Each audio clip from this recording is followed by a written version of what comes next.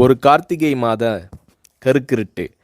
செங்கல்பட்டிலிருந்து படப்பிடிப்பை முடித்துக்கொண்டு எம்ஜிஆர் அவர்கள் நடுநிசி 12 மணி வாக்கில் காரில் வந்து கொண்டிருக்கிறார். கண் விழித்தவாறே தனது காரில் எம்ஜிஆர் அவர்கள் வந்து கொண்டிருந்த பொழுது வழியில் போலீஸ் உடையில் நின்ற ஒருவரை பார்க்கிறார். எம்ஜிஆர் அவர்களின் கார் அவரை கடந்து செல்கின்ற போது எம்ஜிஆர் அவர்களின் நெஞ்சில் பொறி தட்டுகிறது. ஆள் நடமாட்டமே இல்லாத இந்த அர்த்த ராத்திரியில் அந்த போலீஸ்காரர் பஸ்ஸுக்காக காத்து நிற்கிறார் என்பதை எம்ஜிஆர் அவர்கள் புரிந்து கொள்கிறார். உடனே தனது டிரைவரிடம் காரை நிறுத்த சொல்கிறார் எம்ஜிஆர். கார் பின்னோக்கி வருகிறது. போலீஸ்காரரின் அருகில் காரை நிறுத்தி கதவை திறந்து ஏறுங்கள், எங்கே போக வேண்டும் என்கிறார் எம்ஜிஆர். பரவாயில்லை, நான் பஸ்ஸிலே வந்து விடுகிறேன் என்கிறார் அந்த போலீஸ்காரர். நேரமாகிவிட்டது, இனி இந்த ரூட்டில் பஸ் கிடையாது, ஏறிக்கொள்ளுங்கள் என்று எம்ஜிஆர் அவர்கள் வலுக்கட்டாயம் செய்ய போலீஸ்காரர் வேண்டா வெறுப்பாக ஏறுகிறார். காரின் உள்ளே லைட் போட்டு சாப்பிட்டீங்களா என்று கேட்டுக்கொண்டே தனது சீட்டுக்கு பின்னால் இருந்த பிஸ்கெட் பழங்களை எடுத்து கொடுக்கிறார் எம்ஜிஆர். இப்படி ஓசியில் பயணம் செய்வதே எனக்கு உடன்பாடில்லை.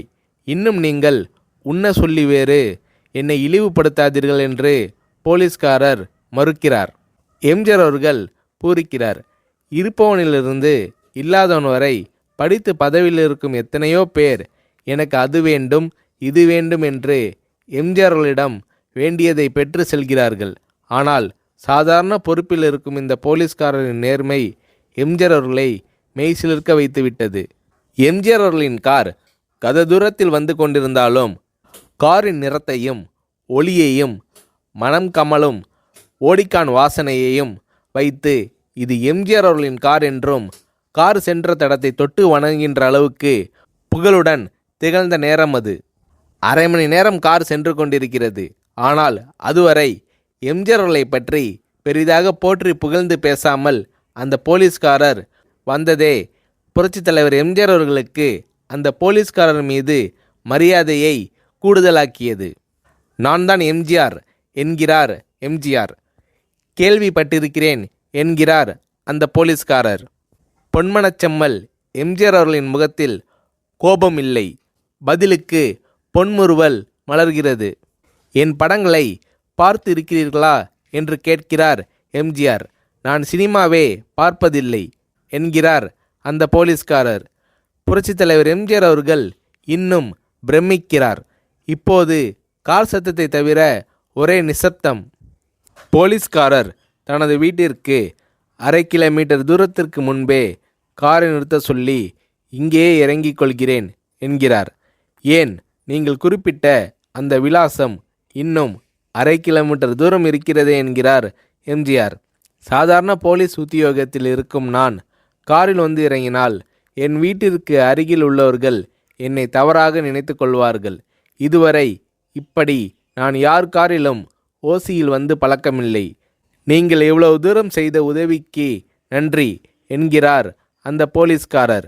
புரட்சித் தலைவர் எம்ஜிஆர் அவர்கள் அதற்கு மேல் எதுவும் பேசவில்லை. அவர் எந்த போலீஸ் ஸ்டேஷனில் பணிபுரிகிறார் என்பதை மட்டும் கேட்டு தெரிந்து கொண்டு கிளம்புகிறார்.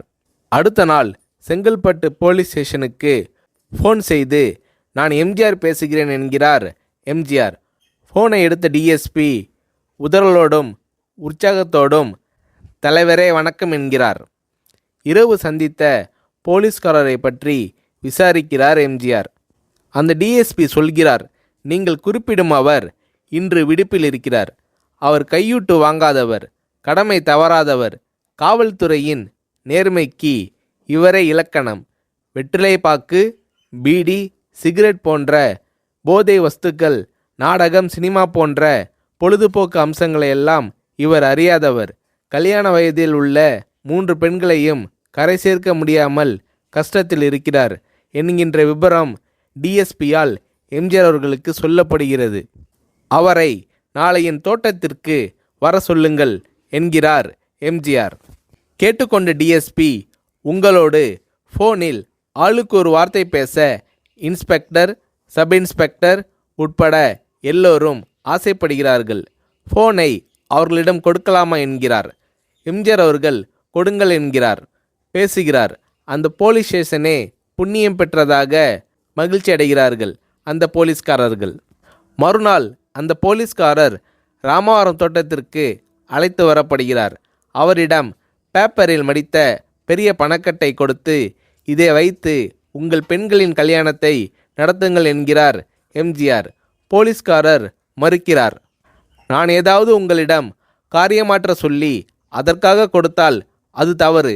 என்னால் ஆக வேண்டியது உங்களுக்கும், உங்களால் ஆக வேண்டியது எனக்கும் எதுவும் இல்லை. நான் உங்கள் கூட பிறந்த ஒரு சகோதரனாக நினைத்து கொடுக்கிறேன், பெற்றுக்கொள்ளுங்கள் என்று சொன்ன பிறகு கேட்டும் கூட கிள்ளி கொடுக்காத கனவான்கள் வாழும் இந்த உலகில் ரோட்டில் நின்றவனை அழைத்து சென்று அள்ளி கொடுத்த எம்ஜிஆர் அவர்களின் கருணையில் நெகிழ்ந்து போய் பெற்றுக்கொள்கிறார் அந்த போலீஸ்காரர். பிறகு ஒரு தேதியில் புரட்சித் தலைவர் எம்ஜிஆர் அவர்களே சென்று அந்த போலீஸ்காரரின் 3 பெண்களின் திருமணத்தையும் நடத்தி வைத்து வாழ்த்தி இருக்கிறார்.